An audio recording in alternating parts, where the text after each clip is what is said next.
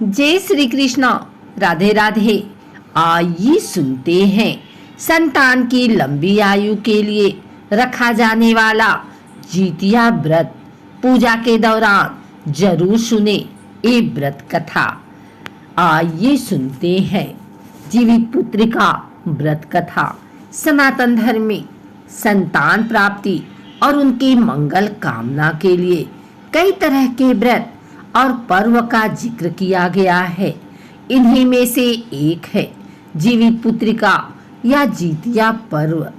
हिंदू पंचांग के अनुसार प्रत्येक वर्ष अश्विन माह की कृष्ण पक्ष की अष्टमी को जितिया व्रत किया जाता है। इस साल ये व्रत 6 अक्टूबर को रखा जाएगा। हर साल महिलाएं अपनी संतान की सुख समृद्धि और दीर्घायु होने की कामना के साथ ये व्रत रखती हैं। मान्यता है कि जितिया व्रत करने से संतान की लंबी उम्र होती है और उनके जीवन में किसी भी प्रकार की विपदा नहीं आती है। जितिया व्रत के दिन व्रत रखकर संध्या काल में अच्छी तरह से स्नान किया जाता है और पूजा की सारी वस्तुएं लेकर पूजा की जाती है। साथ ही व्रत कथा जरूर सुना जाता है। व्रत कथा के बिना जितिया पूजा अधूरी मानी जाती है। ये रही जितिया व्रत की कथा। जितिया व्रत कथा को लेकर कई तरह की मान्यताएं प्रचलित हैं। एक पौराणिक मान्यता के अनुसार इस व्रत का महत्व महाभारत काल से जुड़ा हुआ है। कहा जाता है कि उत्तरा के गर्भ में पल रहे पांडव पुत्र की रक्षा के लिए श्री कृष्ण ने अपने सभी पुण्य कर्मों से उसे पुनर्जीवित किया था। तब से महिलाएं अश्विन माह के कृष्ण पक्ष की अष्टमी तिथि को निर्जला व्रत रखती हैं। हिंदू धर्म में मान्यता है कि इस व्रत के प्रभाव से भगवान श्री कृष्ण व्रती स्त्रियों को संतानों की रक्षा करते हैं। जितिया व्रत से जुड़ी दूसरी मान्यता के अनुसार गंधर्वों के एक राजकुमार थे जिनका नाम जीमूतवाहन था। वे बड़े ही धर्मात्मा, परोपकारी और सत्यवादी थे। जीमूतवाहन को राज सिंहासन पर बिठाकर उनके पिता वन में प्रभु का स्मरण करने चले गए, लेकिन उनका मन राज्य कार्य में नहीं लगा।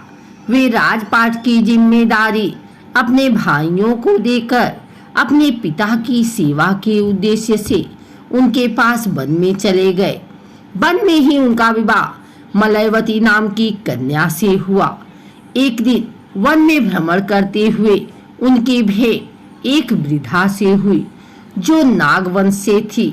वह काफी डरी हुई थी और रो रही थी। दयालु जीमूतवाहन ने उनसे उसकी स्थिति पूछी। इस पर वृद्धा ने बताया कि नागों ने पक्षीराज गरुड़ को वचन दिया है कि प्रत्येक दिन वे एक नाग को उनके आहार के रूप में देंगे। रोते हुए वृद्धा ने बताया कि उसका एक बेटा है जिसका नाम शंखचूड़ है। आज उसे पक्षीराज गरुड़ के पास जाना है। इस पर जीमूतवाहन ने वृद्धा को आश्वस्त करते हुए कहा कि डरो मत, तुम्हारे पुत्र के प्राणों की रक्षा मैं करूंगा।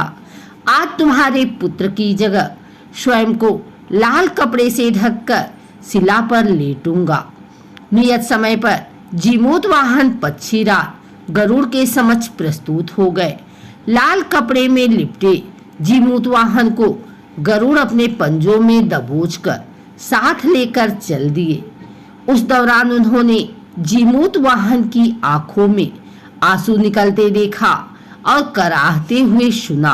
वे एक पहाड़ पर रुके तो जीमूतवाहन ने सारी घटना बताई।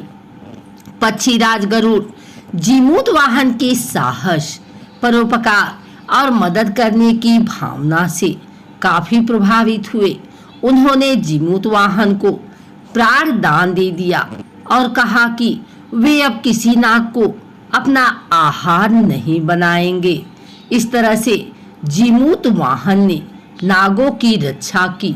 तभी से संतान की सुरक्षा और सुख के लिए जीमूत वाहन की पूजा शुरुआत हो गई। माताओं के लिए ये व्रत बहुत फलदायी है। अगर आपको हमारी वीडियो अच्छी लगी हो तो इसे लाइक करें, कमेंट करें, शेयर करें।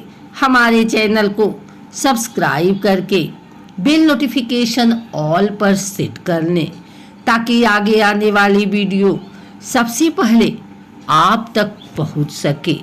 धन्यवाद।